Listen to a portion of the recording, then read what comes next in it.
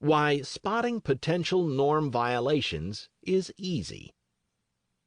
In addition to the internalization of social norms, culture-gene coevolution has honed our cognitive abilities, motivations, and emotions in various ways, including ways that permit us to effectively manage our reputations.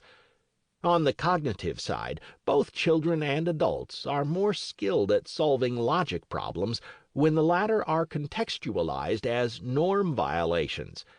This helps us avoid committing norm violations ourselves and pick out other norm violators whom we might be required to punish, avoid, or ostracize, and even be rewarded for doing so. As we noted in Fiji, spotting norm violators results in opportunities to justifiably steal their crops or take revenge for past grievances. To understand these abilities, consider this experiment with 3- and 4-year-olds. The children hear one of two stories and then have to solve a logic problem. In both stories, they are told about some mice that go out to play in the evening. Some of these mice tend to squeak while playing, which attracts the neighborhood cat, who comes and tries to catch them. In one version, the children hear a descriptive claim, which states that all squeaky mice stay in the house in the evening. In the other version, they are told about a social norm, prescribing that all squeaky mice must stay in the house. Now for the test. The children are placed in front of the mouse house, with 10 yellow rubber mice inside the house. They are also shown that squeaky and quiet mice can only be distinguished by squeezing the mice and listening for a squeak. Then evening arrives at the mouse house, and 4 mice leave the house to play in the backyard. Depending on which version of the story they heard, children were tasked either with 1. Checking to see if the descriptive claim was true, or 2. Locating norm violators. The answer is the same in both cases. You have to check all the mice in the backyard, not in the house. Checking the mice in the house tells you little, since quiet mice might be in the house in either case, and you don't know how many of each kind of mice there are. When checking for norm violations, most 3- and 4-year-olds decided to check the mice in the backyard. However, when verifying the descriptive statement, most of the children did not think to check the backyard mice. This suggests that setting up the task to cue norm psychology made the children better at solving the logic problem. This self-domestication process has also tinkered with our feelings and emotional displays to better navigate a world governed by social norms. Primate emotions related to shame and pride have been retrofitted to apply to social norms. Shame in humans evolved, genetically, from a primate proto-shame, the package of feelings and bodily displays that we see in primates when individuals demonstrate or signal their subordinate status to a dominant group member. The shame and proto-shame display in both humans and primates involve slumped shoulders, downcast gaze, crouching, and a diminutive body posture. The idea seems to be to look small and unimposing. However, as the anthropologist Dan Fessler has persuasively argued, shame in humans emerges when someone violates a social norm or delivers a substandard performance, as well as in status hierarchies. Reference Chapter 8. Norm violators display shame to their communities for communicative reasons that parallel those that drive subordinates to display shame in the presence of more dominant animals. In both cases, the shame display reaffirms their acceptance of the local social order. In the context of norm violations, the ashamed is effectively saying to the community, "Yes, I know I violated a norm and should be admonished for it, but please don't be too harsh on me." The same kind of coevolutionary process may have provided some of the basic mental tools for assigning reputations to individuals, as well as certain default settings and motivations for judging things like harm, fairness, and status. These psychological adaptations evolved genetically in response to the broad spreading, by intergroup competition, of social norms that, 1. Suppressed the harming of community or in-group members, 2. Prescribed equitable treatment to peers, and 3. Established enduring status relationships. One of my UBC colleagues, the developmental psychologist Kylie Hamlin, has shown that before the end of their first year of life, babies make rather nuanced social distinctions consistent with these predictions. By using puppet shows as simple morality plays, Kylie's efforts revealed that infants prefer puppets who help others, but don't generally like those puppets who hinder or otherwise hurt others. Crucially, however, babies rapidly develop a key nuance. By 8 months of age, babies prefer puppets who hurt previously antisocial persons, those spotted harming other puppets, over those who help antisocial types. Hurting others is fine, according to babies, as long as those others are known to harm others or are members of other groups. Similarly, toddlers actively punish by taking treats away from guys who help antisocial others. Instead, they prefer puppets who hurt antisocial guys. This work shows that, early in development, babies already possess some of the key reputational and motivational elements that sustain social norms in small-scale societies, and seem prepared to apply that reputational logic to simple circumstances of helping and hurting. In short, to survive in a world governed by social rules enforced by third parties and reputations, we became norm learners with pro-social biases, norm adherers internalizing key motivations, norm violation spotters, and reputation managers. This makes us rather unlike any other species. Norms created ethnic stereotyping. When a group of chimpanzees bumps into a lone individual from a neighboring group, hostility erupts immediately with a volley of aggressive hoots and barks. If the group is large enough, they will likely attack and kill the unlucky traveler. Human societies, even the smallest scale ones, are quite different in this respect from chimpanzee populations because local groups, whether those are bands, villages, or single households, are enmeshed in larger tribes, or at least diffuse tribal networks. Tribal members, or co-ethnics, share a dialect or language and often many other obvious markers of membership, such as dress, greetings, gestures, rituals, and hairstyles. Less obvious is that co-ethnics tend to share a set of social norms, beliefs, and worldviews that govern their lives and allow them to anticipate each other's behavior, to coordinate, and to cooperate.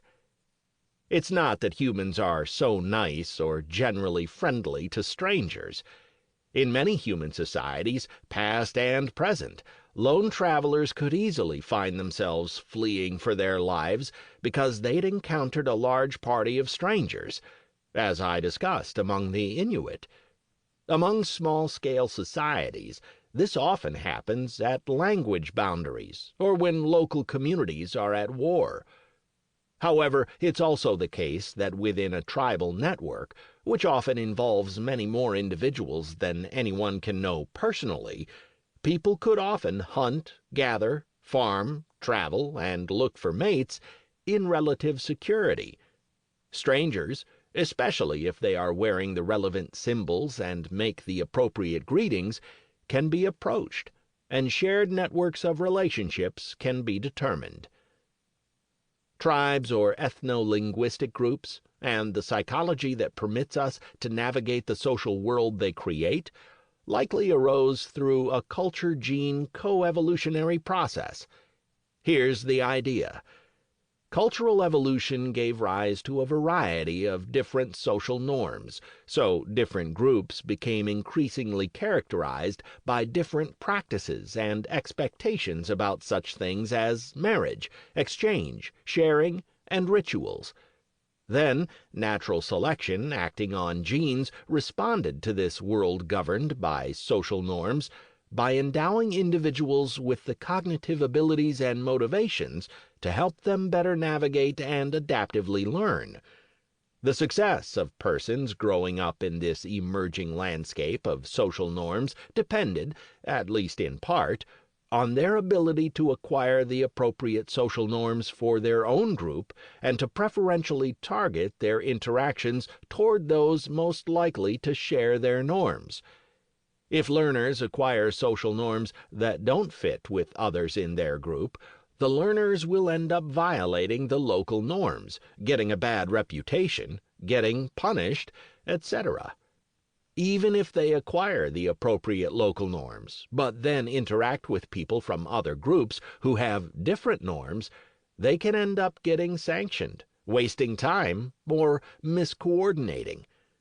For example, a boy and girl from different ethnic groups might fall in love and carry on a romance for years, only to find out that a marriage is impossible, since his family demands a dowry, but her family is looking for a bride price, a payment in exchange for their daughter.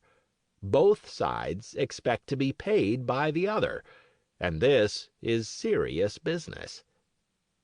However, social norms are tricky because they are often hidden from view until it's too late.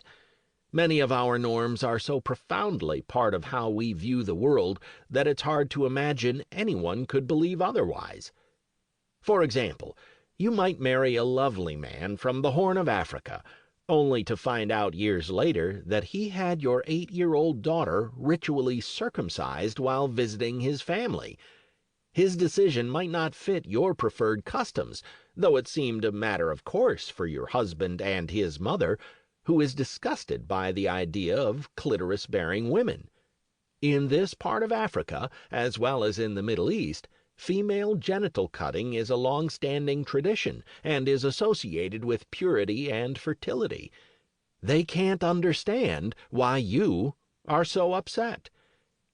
To deal with the unobvious nature of social norms, natural selection took advantage of the fact that the cultural transmission pathways of social norms are often the same as those for other more observable markers, like language, dialect, or tattooing practices. Such markers can then be used as cues to both 1. Figure out who to learn from, and 2. Whether a potential partner is likely to share one's norms. The best markers are those that are difficult to fake. The reason why difficult-to-fake markers, or complex combinations of simple markers, for example dress, gestures, and manners, are best is because an easy-to-fake marker, like a distinctive hat, can be simply put on in order to trick or manipulate another person. For example, a Gentile physician living in Manhattan might place a mezuzah outside her office in hopes of attracting or retaining more Jewish patients. A mezuzah is a tiny piece of parchment with specific Hebrew verses inscribed on it, often stored in a decorative case. It's typically attached to the doorframe at the entryway of houses. I suspect that many Jews readily notice these tiny boxes, my wife does, while they remain invisible to most non-Jews. In contrast to something like a mezuzah, language and dialect are better markers because they are not easy to get right unless one grows up in a certain place or within a certain social group. This suggests that language or dialect might be a priority cue for determining who to learn from and interact with, and for making guesses about the probable actions of the speaker. We've already discussed, in Chapter 4, the evidence that infants and young children preferentially learn tool use and food preferences from those who share their language or dialect. The developmental psychologist Katie Kinsler and her colleagues have also shown that young children preferentially seek interaction with those who share their language, especially when it's spoken in their dialect. This holds for diverse populations, with similar experimental results emerging from children in Boston, Paris, and South Africa. At 5 to 6 months of age, infants preferentially watch those who share mom's accent. By 10 months, infants preferentially accept toys from those who speak with their mother's accent. Later, preschoolers tend to pick those who share their language or dialect as friends. The importance of language as an ethnic marker came across most strikingly while my wife, Natalie, was conducting her Ph.D. dissertation among the Chaldeans in Michigan. Chaldean immigrants from northern Iraq have been gradually clustering in metropolitan Detroit over the last century. By the late 1990s, this ethnic group had come to dominate the small grocery store business sector of the city. By forming tight social networks, hiring mostly relatives or fellow Chaldeans, and preferentially using Chaldean doctors, lawyers, and other professionals, this group has consistently prospered in an often challenging economic environment. It's Detroit. Being considered Chaldean by the community was and is crucial, since it gives one access to jobs, handshake contracts with other Chaldean business persons, broad social networks, and substantial marriage possibilities. Speaking Chaldean, the language spoken by Jesus, as any Chaldean will remind you, is very important for establishing one's Chaldean identity. It was so important that many in the second and third generations would take Chaldean language classes. Even some first-generation immigrants from urban areas in Iraq, like Mosul, would also take the language classes, since Iraqi city dwellers of Chaldean descent sometimes would only learn Arabic. Of course, speaking Arabic was absolutely not a Chaldean marker, since Detroit is full of Muslim Arab immigrants that Chaldeans want to distinguish themselves from. Of course, practicing Chaldean Christianity was also an important cue of Chaldean identity. Ethnic markers go well beyond language and dialect, however. For thousands of years, and across the globe, many populations have shaped their skulls, including Europeans until recently. By using a variety of techniques on infants, such as strapping boards to the head, people have created distinctive and beautiful, to them, cranial forms, including flat, round, and conically shaped heads. The shapes often marked distinct ethnic groups or classes. Because cranial reformation must begin in infancy and requires serious investments by one's family, it's nearly impossible to fake this cue. Thus, the world that cultural evolution often creates is one in which different groups possess different social norms, and where norm boundaries are often marked by language, dialect, dress, or other markers, for example, head shape. This social environment would have favored the reliable development of cognitive tools for navigating such a world. In this world, knowing a person's dialect would have allowed one to predict with some confidence many other aspects of his or her preferences, motivations, and beliefs, because dialects get transmitted along the same learning pathways as social norms, beliefs, and worldviews.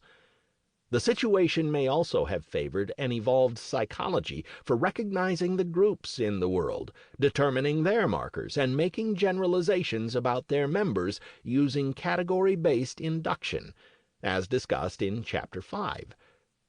That is, if you learn something about one member of a group, for example, he doesn't eat pigs, you tend to assume that this applies to all members.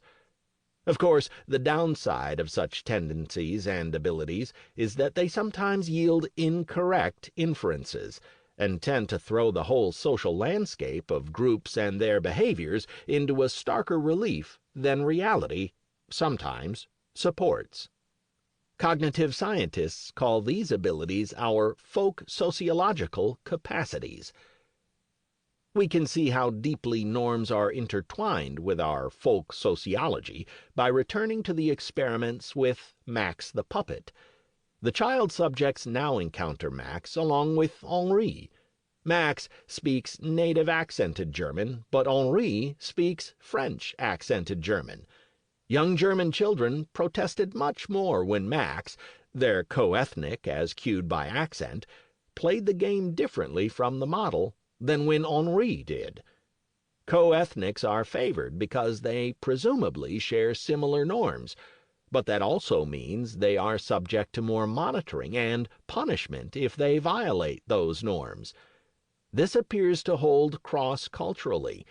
In experiments like the ultimatum game, people from places as diverse as Mongolia and New Guinea willingly pay a cost to preferentially punish their co-ethnics over their non-co-ethnics for norm violations. This approach to how and why we think about tribes and ethnicity has broader implications. First, intergroup competition will tend to favor the spread of any tricks for expanding what members of a group perceive as their tribe. Both religions and nations have culturally evolved to increasingly harness and exploit this piece of our psychology as they create quasi-tribes. Second, this approach means that the in-group versus out-group view taken by psychologists misses a key point. Not all groups are equally salient or thought about in the same way. Civil wars, for example, strongly trace to ethnically or religiously marked differences, and not to class, income, or political ideology. This is so because our minds are prepared to carve the social world into ethnic groups, but not into classes or ideologies. Finally, the psychological machinery that underpins how we think about race actually evolved to parse ethnicity, not race. You might be confused by this distinction, since race and ethnicity are so often mixed up. Ethnic group membership is assigned based on culturally transmitted markers, like language or dialect. By contrast, racial groups are marked and assigned according to perceived morphological traits like skin color or hair form, which are genetically transmitted.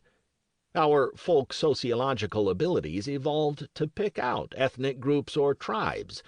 However, cues such as skin color or hair form can pose as ethnic markers in the modern world because members of different ethnic groups sometimes also share markers like skin color or hair form, and racial cues can automatically and unconsciously trick our psychology into thinking that different ethnic groups exist.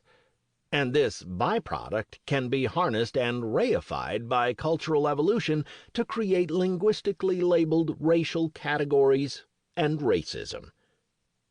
Underlining this point is the fact that racial cues do not have cognitive priority over ethnic cues. When children or adults encounter a situation in which accent or language indicate same ethnicity, but skin color indicates different race, the ethno-linguistic markers trump the racial markers. That is, children pick as a friend someone of a different race who speaks their dialect over someone of the same race who speaks a different dialect. Even weaker cues like dress can sometimes trump racial cues. The tendency of children and adults to preferentially learn and interact with those who share their racial markers, mistaken for ethnic cues, probably contributes to the maintenance of cultural differences between racially marked populations, even in the same neighborhood. My point is that because of culture gene coevolution, humans reliably develop the psychological equipment to map and navigate a world of immense cultural diversity.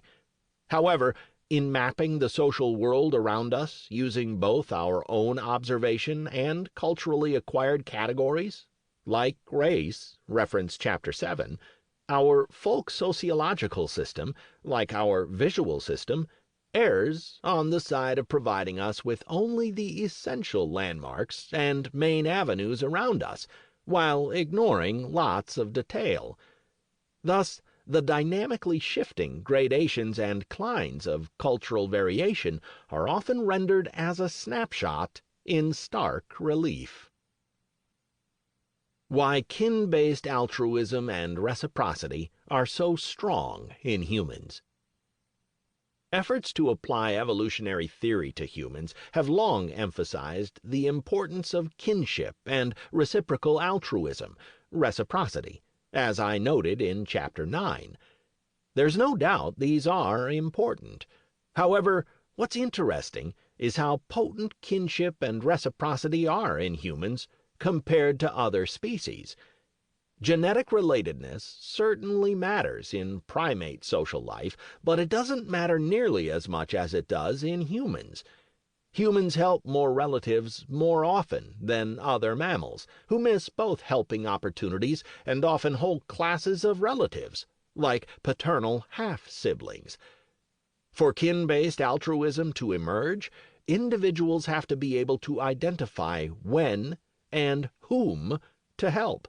Yet natural selection misses many situations in which relatives could help each other, but don't, because relatives are often hard to spot, and it's not always easy to know when they need help.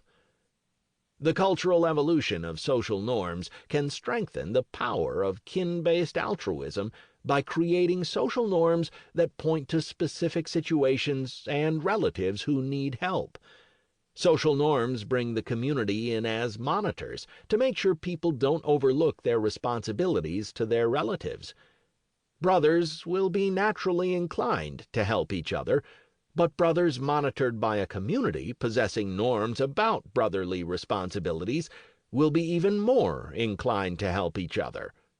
Thus, sanctions for norm violations can then strengthen natural selection's potency in shaping our nepotistic instincts, especially those that bind fathers to their offspring.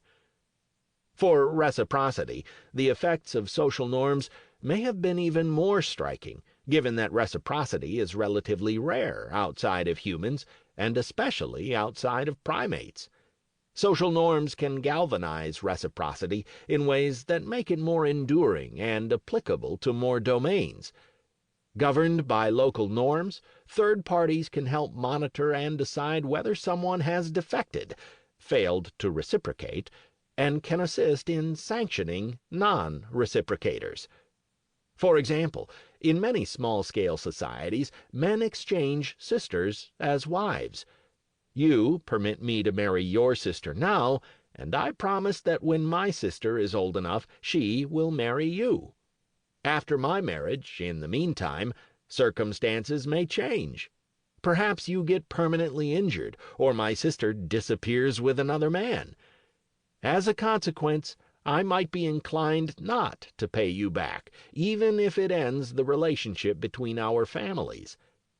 However, in many places, I'd not only be violating our personal agreement, but also social norms about sister exchange.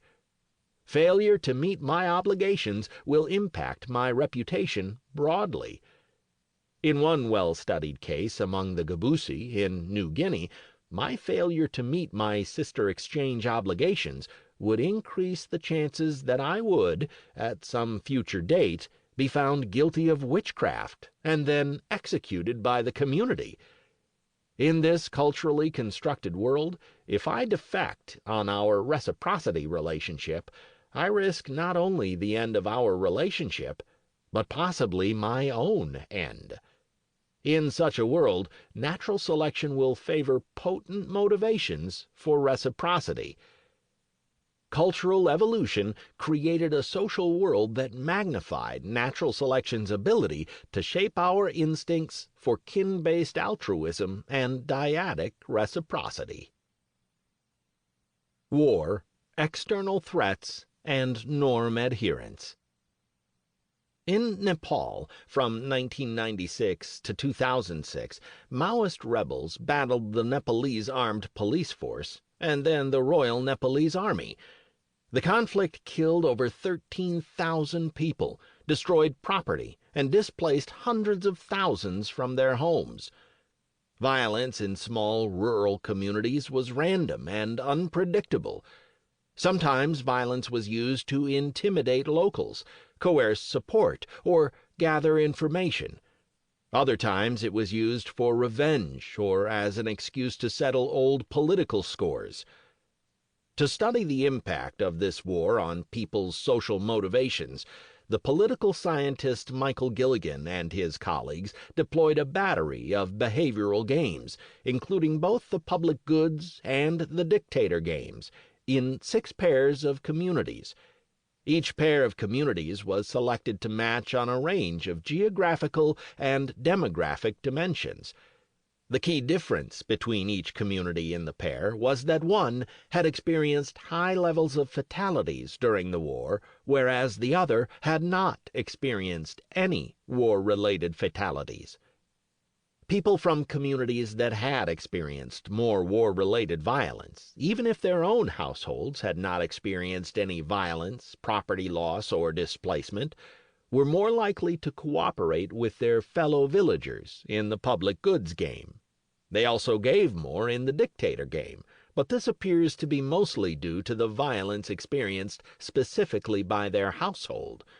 The sums of money involved were not trivial, with most people taking home somewhere between 1/2 and a full day's wage from these games. The effects of the strengthened social norms and a more tightly bonded community appears to have resulted in the formation of more and more active community organizations. None of the communities unaffected by the war established new local organizations, such as farming cooperatives or women's groups. By contrast, 40% of those communities affected by the war had subsequently established new organizations. Even if the communities affected by violence didn't establish any new organizations, the ones they already had, or those started by outsiders, were more active than those in unaffected villages. By strengthening pro-social group norms, the experience of war resulted in more and more energized community organizations. Why would war have these pro-social effects? During hundreds of thousands of years, intergroup competition spread an immense diversity of social norms that galvanized groups to defend their communities, created risk-sharing networks to deal with environmental shocks like drought, floods, and famines, and fostered the sharing of food, water, and other resources. This meant that, over time, the survival of individuals and their groups increasingly depended on adhering to those group-beneficial social norms, especially when war loomed, famine struck, or droughts persisted. In this world, culture gene coevolution may have favored a psychological response to intergroup competition, including threats that demanded group solidarity for survival. Under such threats, or in environments where such threats are common, intergroup competition favors cultural practices that monitor individuals more closely and sanction norm violators particularly harshly, thereby suppressing the increased temptation to break the norms, for example, not sharing food during a famine. Under threat, increased sanctions in the form of ostracism, injury, and execution may have favored an automatic and unconscious innate response to cling more tightly to our social norms and groups, including their beliefs, values, and world views. This means that cues of intergroup competition should promote greater solidarity and identification with one's group, as well as stronger norm adherence. Stronger norm adherence means both more compliance with norms and stronger negative reactions to norm violations. Though historians have long speculated that war influences our pro-social motivations, Several recent studies, including my opening account of the Nepal work, have now rigorously documented these effects by studying the devastating quasi-natural experiments that can still be found around the globe. We are far from nailing this down, but it's clear that war creates enduring psychological effects in a manner consistent with what we'd expect in a cultural species that evolved in a world torn by intergroup conflict. Now, let's head to the Republic of Georgia in the Caucasus and Sierra Leone in West Africa. The economists Michael Bauer, Julie Kilova, and Alessandra Kassar, and later me, wondered whether the experience of war might affect children more than adults. This is a good question, since many social norms are acquired and internalized during middle childhood and early adulthood. The team also wondered whether war creates some generalized pro-sociality, or if it might be galvanizing in-group solidarity. In other words, do the effects of war bias people toward those in their own community and against those outside one's social sphere? To explore this, the team conducted experiments with children between the ages of 3 and 12 in the Republic of Georgia 6 months after Russia had attacked in 2008, and with adults in Sierra Leone in West Africa 10 years after the horrendous civil war there. It should be noted that many of the adults in Sierra Leone were adolescents or even children during the war. In each place, the effect of war on these populations was essentially random, providing a kind of natural experiment. Using interview data, our team divided up participants into 3 categories according to how much the war had impacted them. The 3 categories were: 1, those most affected by the war. For example, they had relatives killed and were displaced from their homes. 2, those somewhat affected by the war. For example, injured relatives. And 3, those least affected. To facilitate studying children, the team used simple experiments in which the children just had to choose between 2 options. For example, one experimental game called the Costly Sharing Game gives participants the choice between A, keeping 2 for themselves and giving 0 to another person, or B, keeping 1 for themselves and giving 1 to the other person, a 50-50 split. They also varied the identity of the other person, making them either an in-group member or an out-group member. For the children in Georgia, the in-group person was someone from their school class, while the out-group player was from a distant Georgian school. In Sierra Leone, the in-group person was from their village, while the out-group person was from a distant village in Sierra Leone. The results reveal that the experience of war has its maximum impact on sociality during a developmental window that opens during middle childhood, at roughly age 7, and remains open into early adulthood, roughly age 20. If war is experienced during this age range, it sharpens people's motivations to adhere to their egalitarian norms, but only for their in-groups. That is, those more exposed to war increase their egalitarian choices, choosing, for example, the even split in the Costly Sharing Game, but only for members of their in-group. Crucially, the effect endures at least a decade after the conflict. By contrast, the experience of war seemed to have no effect on the treatment of distant strangers, though of course it bears emphasis that these distant strangers were not members of the attacking group. Outside of the developmental window, ages 7 to 20, the results were different. Those beyond their early 20s did also show an increase in their in-group egalitarianism, but the increase was quite small. So, the window doesn't shut, it just substantially narrows. Meanwhile, those younger than age 7 showed no effect from the war in these experiments. These wars in Asia, Europe, and Africa are not isolated cases or unusual conflicts. Research on the effects of war in Burundi, Uganda, and Israel, which were studied using both behavioral games and survey data on things like voting and community engagement, tell the same story. Together, these findings suggest that the experience of World War II in their developmental window may have forged America's greatest generation, permanently elevating their national commitment and public spirit. Overall, when disaster threatens and uncertainty reigns, people cling more tightly to their community's social norms, including their rituals and supernatural beliefs, because it's these social norms that have long allowed human communities to adhere, cooperate, and survive. Across centuries and millennia, cultural evolution, often propelled by intergroup competition, created social environments replete with social norms, which influenced diverse domains ranging from marriage, ritual, and kinship to exchange, community defense, and valued domains of prestige.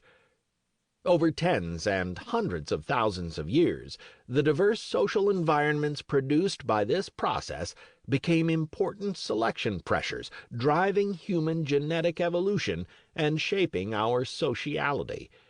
The greater sociality generated by this process interacts with our cultural nature, on our ability to learn from others, to generate greater technological sophistication and larger bodies of adaptive know-how. This process gives rise to our collective brains.